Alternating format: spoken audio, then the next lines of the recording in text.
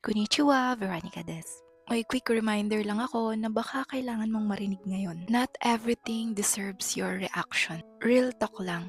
'Di ba minsan gusto nating sumagot sa lahat. Kapag may misunderstanding, gusto nating magpaliwanag. Tapos kapag may negative na sinasabi sa atin, gusto nating ipagtanggol yung sarili natin. Pag may nang trigger sa atin, gusto natin agad mag-react. Pero alam mo ba, habang tumatagal, marirealize mo na hindi lahat kailangan ng response mo. Hindi lahat ng opinyon tungkol sa'yo kailangan mong itama. Hindi lahat ng issue kailangan mong bitbitin. At hindi lahat ng laban kailangan mong salihan. Kasi alam mo ba, sa bawat bagay na pinapatulan mo, ang kapalit nun energy mo. At sobrang limitado lang ng energy natin araw-araw. Kapag ibinuhos mo pa yan sa galit, sa drama, o sa mga negatibong bagay, ikaw lang din ang mapapagod. Minsan, ang pinakamaganda at pinakamalakas na response ay yung walang response. Hindi dahil tahimik ka, ibig sabihin agad nun mahina ka.